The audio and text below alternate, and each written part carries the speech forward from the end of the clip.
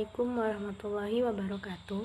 Perkenalkan, nama saya Nabila Dia Cahya dari Prodi PGMI Fakultas Tarbiyah dan Ilmu Keguruan.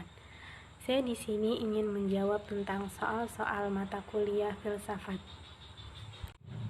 Soal yang pertama yaitu berfilsafat termasuk dalam berpikir. Namun tidak semua orang yang berpikir itu mesti berfilsafat. Dan bisa dipastikan bahwa semua orang yang berfilsafat itu pasti berpikir. Coba Anda jelaskan. Baik, saya akan menjawab pertanyaan tersebut. Sebagaimana diketahui bahwa berfilsafat adalah berpikir, namun tidak semua kegiatan berpikir dan hasil berpikir dimaksud dalam dikategorikan sebagai berfilsafat. Filsafat adalah suatu cara berpikir yang radikal dan menyeluruh. Suatu cara berpikir yang mengupas sesuatu sedalam-dalamnya. Berpikir filsafat yaitu menuntun seseorang untuk berpikir yang bersifat menyeluruh, mendasar, dan spekulatif. Sedangkan berpikir biasa adalah berpikirnya orang awam, yaitu berpikirnya masih tercampur, tidak berpola, dan tidak sistematis. Selanjutnya soal yang kedua. Pada perkuliahan Anda telah belajar tentang sejarah filsafat. Berdasarkan sejarah konsep berpikir dalam filsafat mengalami perubahan. Coba Anda jelaskan sejarah filsafat disertai dengan identifikasi pemikirannya. Baik, saya akan menjawab pertanyaan tersebut. Berdasarkan sejarah munculnya filsafat serta beberapa pengertian tentang filsafat, kita dapat menyimpulkan bahwa filsafat merupakan usaha beserta hasilnya yang dilakukan oleh manusia.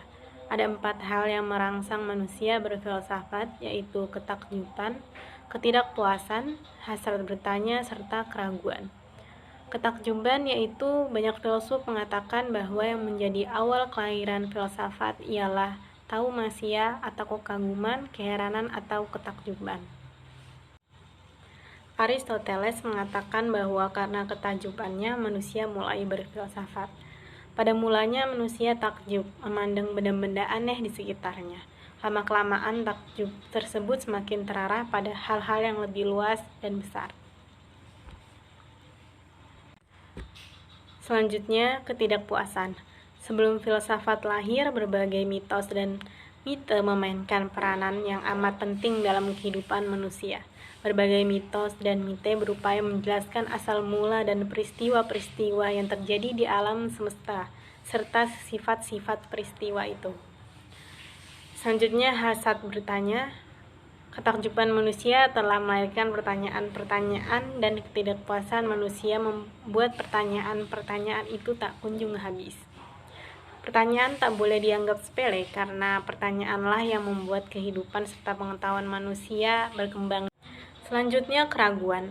Manusia selaku penanya mempertanyakan sesuatu dengan maksud untuk memperoleh kejelasan dan keterangan yang mengenai sesuatu yang dipertanyakan itu. Tentu saja hal itu berarti bahwa apa yang dipertanyakannya itu tidak jelas atau belum terang. Contoh dalam kehidupan sehari-hari yaitu memperlakukan orang lain sebagaimana dirimu ingin diperlakukan. Selanjutnya soal yang ketiga yaitu jelaskan definisi filsafat dan cabang-cabang filsafat tersebut. Baik, saya akan menjawab pertanyaan tersebut. Definisi filsafat dari cabang-cabang filsafat. Pada umumnya filsafat terbagi menjadi 2, yaitu filsafat umum dan juga filsafat khusus. Yang pertama, saya akan menjelaskan filsafat umum. Filsafat umum merupakan pengetahuan dan penyelidikan dengan akal budi mengenai sebab-sebab, asas-asas hukum, dan sebagainya daripada segala sesuatu yang ada di alam semesta ataupun mengetahui kebenaran dan arti adanya sesuatu. Selanjutnya, cabang-cabang dari filsafat umum yaitu ada metafisika.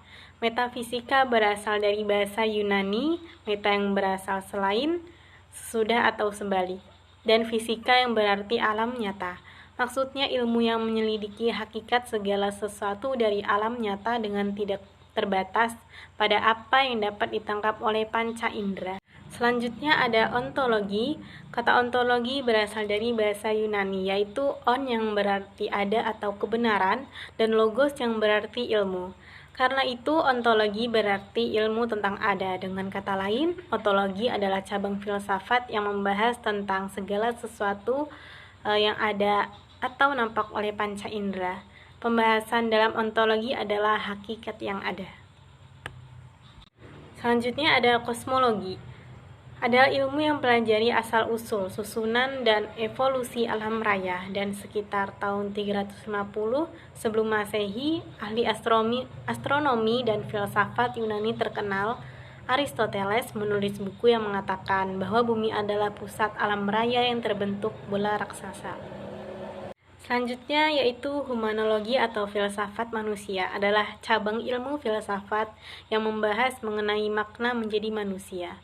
Filsafat manusia menjadikan manusia sebagai objek studinya. Dalam cabang ilmu filsafat ini, manusia akan mengajukan pertanyaan mengenai diri mereka sebagai manusia. Selanjutnya itu teologi. Adalah ilmu yang mempelajari segala sesuatu yang berkaitan dengan keyakinan beragama. Teologi merupakan sesuatu yang berhubungan dengan Tuhan. Dalam hal ini, ilmu filsafat merupakan dasar yang membantu pemikiran dalam teologi. Berikut tadi adalah penjelasan dari cabang-cabang filsafat umum. Selanjutnya, cabang dari filsafat umum yaitu epistemologi atau pengetahuan. Epistemologi berasal dari kata Yunani, episteme dan logos. Episteme biasa diartikan pengetahuan atau kebenaran dan logos diartikan ilmu. Epistemologi secara etimologi dapat diartikan teori pengetahuan yang benar, dan lazimnya hanya disebut teori pengetahuan yang dalam bahasa Inggrisnya menjadi theory of knowledge. Selanjutnya ada logika. Nama logika pertama kali muncul pada filsuf Cicero abad ke-1 Masehi, tetapi dalam arti seni debat. Alexander Aphrodiasias sekitar permulaan abad ke-3 Masehi adalah orang pertama yang mempergunakan kata logika dalam arti ilmu yang menyelidik lurus tidaknya pemikiran kita agar dapat berpikir lurus, tepat, dan teratur. Cabang-cabang dari logika sendiri pun ada dua, yaitu induksi dan deduksi. Metode induksi diartikan sebagai salah satu cara untuk menarik kesimpulan yang umum digunakan oleh para ilmuwan. Maka metode deduksi adalah kebalikannya dari metode induksi, karena ia menarik kesimpulan kepada yang lebih khusus dan terperinci. Selanjutnya, cabang-cabang filsafat umum yaitu ada aksiologi, cabang filsafat ilmu yang membicarakan tentang tujuan ilmu pengetahuan itu sendiri, dan bagaimana manusia menggunakan ilmu tersebut. Nah, dalam aksiologi ini ada dua komponen yang mendasar, yakni etika dan juga estetika. Yang dimaksud dengan etika adalah istilah etika yang berasal dari bahasa Yunani ethos, yang berarti adat kebiasaan. Dalam istilah lain dinamakan moral, yang berasal dari bahasa lain mores. Kata jamak dari mos yang berarti adat kebiasaan. Etika adalah cabang filsafat aksiologi yang membahas masalah-masalah moral, perilaku, norma, dan adat istiadat yang berlaku pada komunitas tertentu. Selanjutnya estetika, yaitu bidang studi manusia yang mempersoalkan tentang nilai keindahan. Keindahan mengandung arti bahwa di dalam diri segala sesuatu terdapat unsur-unsur yang tertata secara tertib dan harmonis dalam suatu hubungan yang utuh menyeluruh. Maksudnya adalah dalam suatu objek yang indah bukan semata-mata bersifat selaras serta berpola baik, melainkan harus juga mempunyai kepribadian. Nah, berikut tadi adalah cabang-cabang dari filsafat umum. Selanjutnya saya akan menjelaskan tentang filsafat khusus serta cabang-cabang dari filsafat khusus. Filsafat khusus adalah sinonim dengan kata sistem dari sebuah mazhab tertentu. Selanjutnya, cabang-cabangnya adalah filsafat pendidikan, merupakan ilmu filsafat yang mempelajari hakikat pelaksanaan dan pendidikan. Bahan yang dipelajari meliputi tujuan, latar belakang, cara, hasil, dan hakikat pendidikan. Metode yang dilakukan yaitu menganalisis secara kritis struktur, dan manfaat pendidikan. Nah, selanjutnya ada filsafat hukum, yaitu adalah cabang filsafat yang membicarakan apa hakikat hukum itu, apa tujuannya, mengapa dia ada, dan mengapa orang harus tunduk kepada hukum. Mengkaji prinsip-prinsip umum dari hukum positif, termasuk mengkaji konsep-konsep perbuatan, niat, kehendak, kebebasan, dan keadilan. Filsafat ini berusaha membuat satu teori umum berkaitan dengan karakteristik hukum. Selanjutnya ada filsafat sejarah, adalah salah satu bidang sentral tradisional dari filsafat yang mungkin dianggap sebagai cabang dari disiplinnya sejarah daripada filsafat, yang dikenal lebih membahas kepada sejarah ilmu pengetahuan dan bukan cabang ilmu pengetahuan itu sendiri. Selanjutnya ada filsafat seni, adalah kajian masalah umum dan mendasar tentang pertanyaan dengan berfilsafat. Kita terus mempertanyakan pengertian seni melalui metode-metode ilmiahnya. Selanjutnya, filsafat logika adalah cabang filsafat tentang berpikir. Logika membicarakan tentang aturan-aturan berpikir agar dengan aturan-aturan tersebut dapat mengambil kesimpulan yang benar. Selanjutnya adalah filsafat ilmu. Adalah bagian dari filsafat yang menjawab beberapa pertanyaan mengenai hakikat ilmu.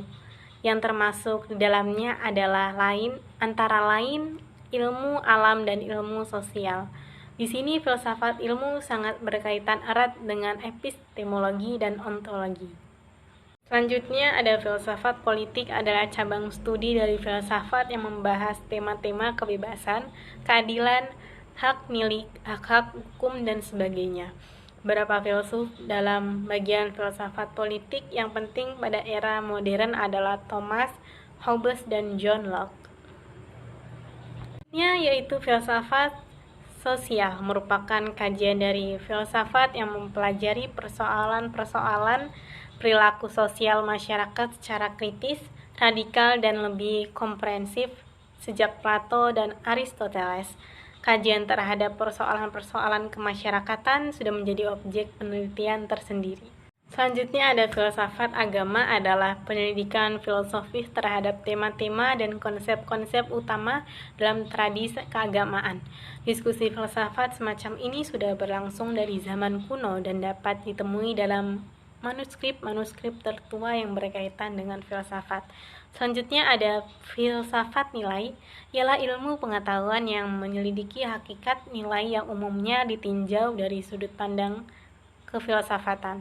Di dunia ini terdapat banyak cabang pengetahuan yang bersangkutan dengan masalah-masalah nilai yang khusus seperti ekonomi, estetika, etika, filsafat agama, serta epistemologi. Peran filsafat dalam membentuk kerangka berpikir sebelum seorang individu melakukan suatu tindakan. Jelaskan.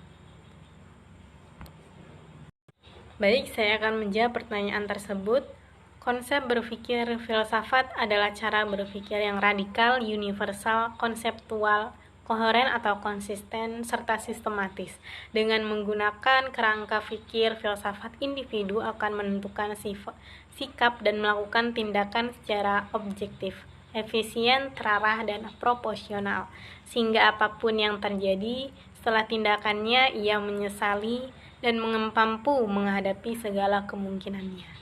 Sekian penjelasan dari saya, kurang lebihnya mohon maaf. Terima kasih.